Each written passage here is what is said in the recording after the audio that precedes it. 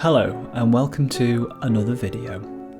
It's been quite a while since the last upload on this channel, and that's because I've been quite busy doing some interesting new things, and I decided one of the things that I was going to do is try and branch out from just taking photos of rocks and water and beaches and mountains in ideal light and try exploring some other genres of photography, like portraits, more urban scenes, try shooting in studios and things like that.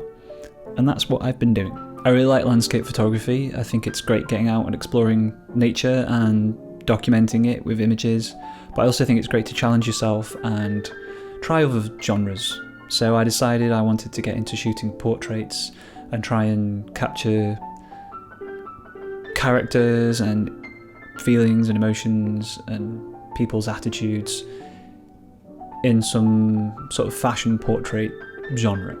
I don't really know what other way I would describe it. And I've also started shooting film, something that I've been wanting to try for a while, just because, I don't know, I really like some of the colours that I've seen coming out of the films that are available. Kodak Portra, obviously everyone likes Kodak Portra, but there's a reason for that. The colours are just really nice. So I decided I wanted to give that a go. And I also thought it'd be great to get into shooting portraits at the same time as getting into shooting film. So I picked up a Mamiya RB67 medium format film camera and a few rolls of Portra, and arranged a shoot with a model called Holly from Liverpool, and we went to the beach to shoot some portraits in nice soft light.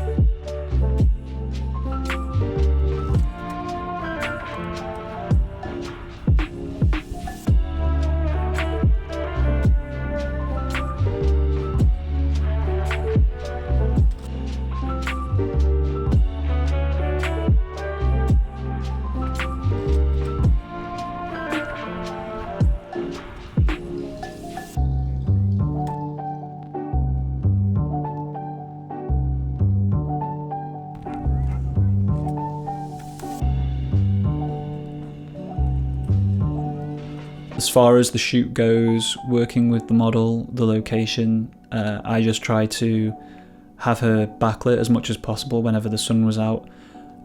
Everyone knows that portraits that in natural light look a lot more flattering when there's no direct sunlight. Also, there was a lot of cloud going on that day, so whenever the sun wasn't out, there was some nice soft light coming down through the clouds, which meant that I could position her wherever I wanted. One of the nice things about the camera, the RB67, is it's a waist level finder looking down through a top prism, so you're always going to be looking up at your subject if you're hand holding the camera, and that just always generally works well for portraits. If you're looking up at the subject, it makes them look more dominant, more powerful in the image, and it's just generally a more flattering look. As far as the results of the shoot and the film and working with the camera. I'm really pleased with them. I really like the colours that came straight back from the lab. The lab scans looked great. I didn't really do any editing to them. They just, maybe just a little bit of white balance adjustment, but other than that, I think they look great. The Kodak Portra colours just were really nice, and I could see myself definitely working with film more and more. I did have some problems focusing the camera. With the lens that I've got, there's sort of a floating element in the lens that you adjust it to distance from subject and then refocus, and there were a few shots where I kind of forgot to adjust that, and so the focus was slightly off, but even then the images looked great as far as colour and exposure.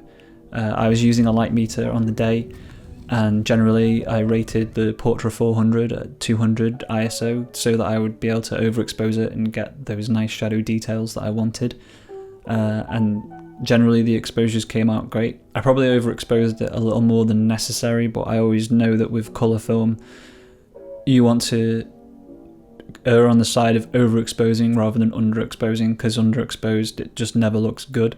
As far as working with the camera, it's really heavy to handhold and really bulky, but it makes you a lot more purposeful when you're taking photos. It slows you down quite a lot compared to working digitally.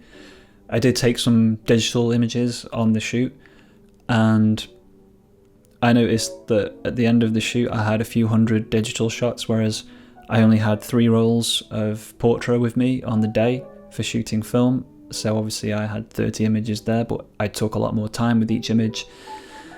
There were a few mistakes that I made. I'm still fairly new to working with the camera, working with film, and one of the things that happened was I accidentally double exposed a few frames because I forgot to advance the film.